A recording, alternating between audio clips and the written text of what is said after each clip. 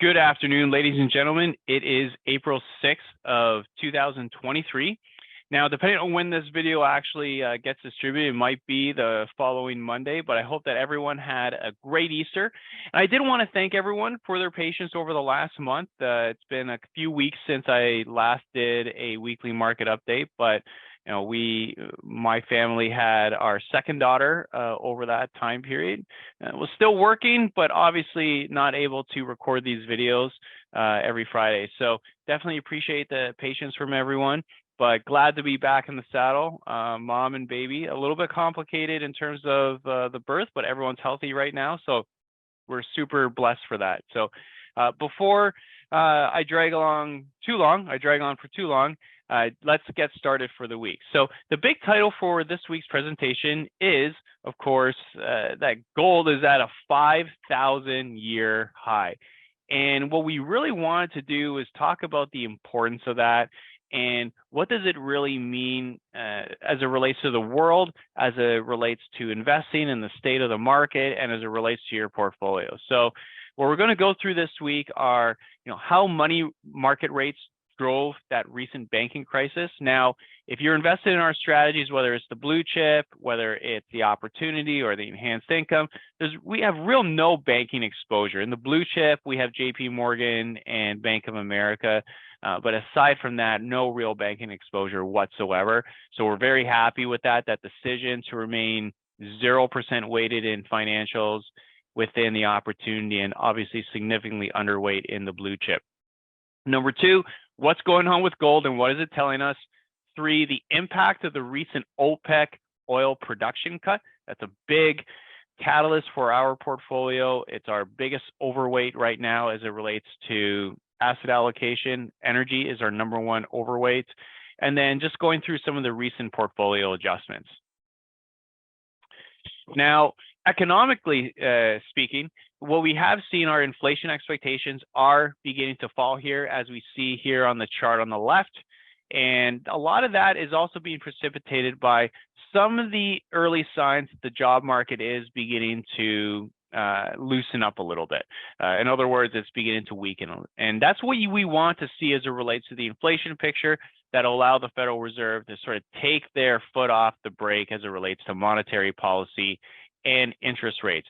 That JOLTS job opening data obviously came in significantly below expectations, 9.9 million. So we're back to around 2021 levels as it relates to job openings. That's a good thing. It sounds convoluted, but it's a good thing because you need something to take those inflationary pressures off the table, specifically wage inflation, because wage inflation is the specific area of inflation that it really makes the Federal Reserve stay up at night. And so if we can see some easing there, that goes a long way to get through this messy period in the market.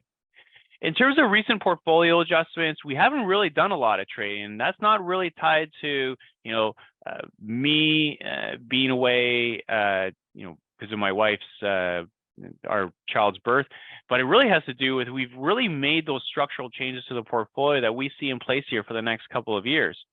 Now, we have this week made some rebalancing adjustments. So in the opportunity, we've upped our weight in gold stocks. So now it's that second largest overweight in the portfolio. We topped off our energy exposure and we did decrease our industrials a little bit. Why? Jobs market is weakening a little bit, so you could see some pressure in those cyclical areas within the portfolio. Within the blue chip, very similar, increase gold, decrease those industrials. On the enhanced income portfolio, we rolled our 2-year U.S. Treasury notes into 1 year. Why? Because we get a yield pickup on that. We're even thinking of even going into the 3-month and rolling it every 3 months. And then we did increase our senior loan exposure. Now, what's driving the move into gold? Well, there's a few possibilities, right? Whenever you get a big move in gold, you definitely get the conspiracy theorists out there as to what's happening. But the number one thing that we see, of course, is that weakening U.S. dollar, whether it's against the euro, the Canadian dollar, the yen, not so much the yen, but the Chinese yuan, you name it. We've seen that dollars begin to weaken across the board as that flight to safety premium has come off the table. The other big thing are interest rate differentials, right? So this idea that, hey, the Federal Reserve in the US was the first to hike rates, And because they were the first to hike rates, they got a head start. Now, are they the ones that are going to reach the finish line first? So in other words, the European Union might be not in the 8th inning of raising interest rates, but only in the 4th or 5th inning. So in other words, as the U.S. tops out around 5 or 5.5% in terms of its policy rates, the European Union might be 2 or 3% behind, but over time, they might only be 1% behind.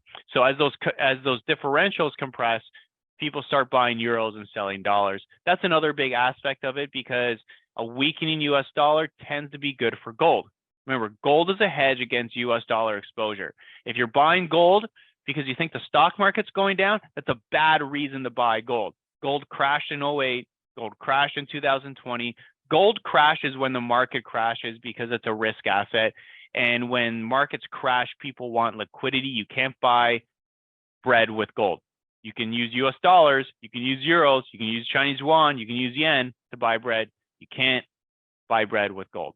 So that's what drives the price of gold. Now, the other things that are unique that we think could actually also be a driver for the gold price is the Saudi-Russia-China alliance that has unfolded. Now, we're starting to see more and more barrels of oil priced in Chinese yuan. We don't think it's any coincidence that as these three countries have teamed up, that you've suddenly see an OPEC oil production cut. Meanwhile, you do have illicit Russian oil barrels that are flowing into China and subsidizing that oil cut to China. So China's not necessarily paying the bill that the Western markets are. This is China and OPEC's, or not really OPEC, but Saudi Arabia and Russia's way of kind of sticking it to the West for some of the anti-energy policies that we've seen come from Europe and the US. Again, we're not taking a view on that. We're just saying, here's what we think that results in as it relates to the price of gold, as it relates to the price of oil, and how do we invest based on that. And of course, anytime you got banking issues, anytime you have questions around your deposits, there's always going to be that natural flight to gold. Gold versus stocks, this is another chart that I want to walk people through. Very unique. When you look off major S&P 500 bottoms, inevitably, you have stocks outperform gold. Why? Because the economy is getting better. The amount of earnings leverage or operating leverage you have with your typical technology or industrial company is far greater than, say, a gold company. So you tend to get stocks that outperform gold or gold stocks for that matter. What you have seen here is the opposite since October, when the stock market bottomed off that big correction in September and early October. And you've seen gold go up about 21%, while the S&P 500 has gone up about 14.2%. This is very unique. It just quite simply hasn't happened in the last 40 to 50 years. And you can see that on a chart basis. This is the S&P 500 relative to gold. And you can see it continuing to decline. Same with the triple Qs relative to gold. For those who don't know what the triple Qs are, that's the representation of the NASDAQ in the ETF market. So it's just incredibly rare for gold to outperform stocks off the bottom. And our question is this signaling a secular shift into gold and gold stocks? We see something similar across gold in various currencies.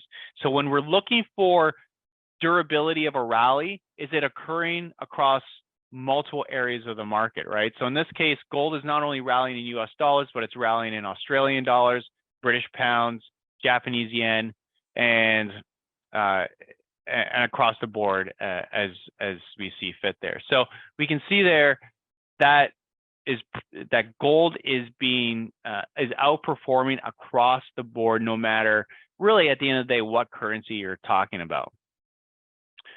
Now, OPEC, that 800-pound gorilla in the room, that was the big announcement last weekend. Everyone who was enjoying their weekend got those headlines on Sunday.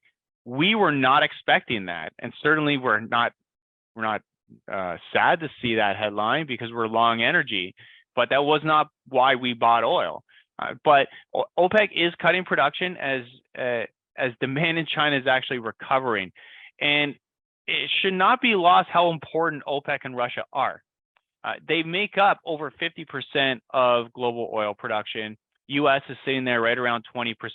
Here's the problem. The U.S. production has actually flattened out.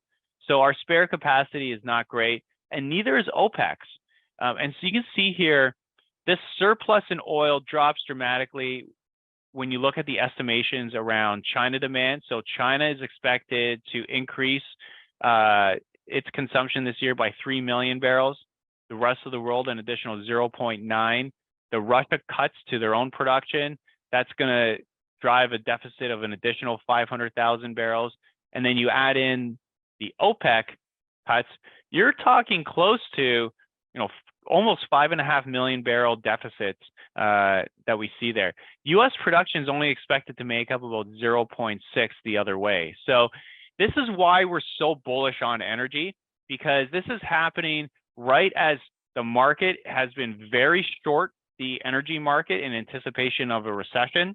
So people are shorting oil stocks or shorting oil futures.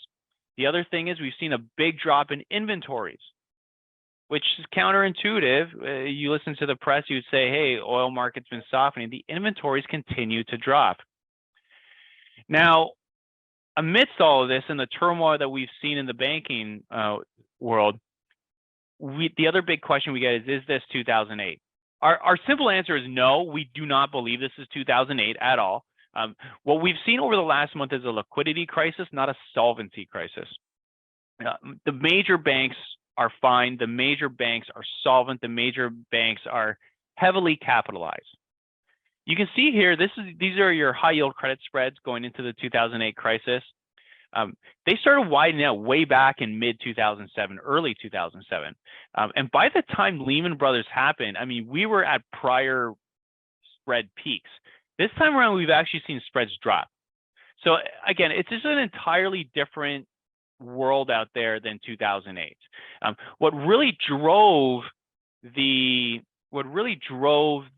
liquidity crisis is the fact that money markets are yielding so much versus what banks are offering on their savings accounts, right? So if you have a savings account, you're getting 0.1%, or you can go into a money market and get 5%, that's a no-brainer. But once you make that switch from a money market, from a checking or savings account into a money market, you're technically taking that money out of the bank. And that's what we've seen, is that banks that have very low deposit diversification had the equivalent of a bank run. And that's structurally way different than what happened in 08, where you had a solvency crisis as it related to bad mortgages that were failing, loans that were failing. Non-performing loans in the financial sector right now are actually not rising materially at all. And so we've actually seen those loan portfolios in really good shape across the board, at least as of right now. Energy valuations, real quick, again, one of the cheapest sectors out there at 10.5 times. Another reason why we do like energy, and we do think that growing earnings offer a great inflation hedge. And that is part of the reason why we believe that energy tends to outperform during what we sort of call those stagflationary periods in the economy. And to wrap everything up here, again, just a reminder, old economy over the new economy. We think energy, materials, gold, these stocks are cheap. Their earnings are improving. They're under-owned. They're hated. They've been ignored for the last decade, and that's where we see the opportunity. So bottom line, the market does remain resilient in a lot of face of bad news, but you still have to pick your spots, right? This is not a invest across the board. Energy and gold stocks continue to look attractive. That said, the bear market rally that we've seen in technology, we think has already started to end. So we would be very careful within technology. A lot of safe haven money rushed into Google and Apple and those types of names, and Microsoft. We would be careful with those names. We think that's a fairly crowded space right now. And then lastly, as job openings slow, we do expect wage growth pressures to ease.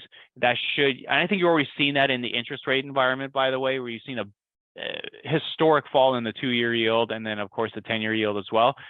But that's what we got for you this week. So, I think the portfolio did get hit temporarily there, of course, while I was away, but has recovered, and we're above where we were in early March.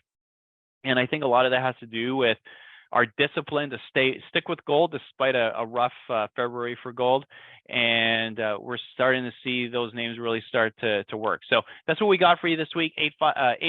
888-543-3776 if you have any questions. Other than that, have a great Easter long weekend, and talk to everyone again next week.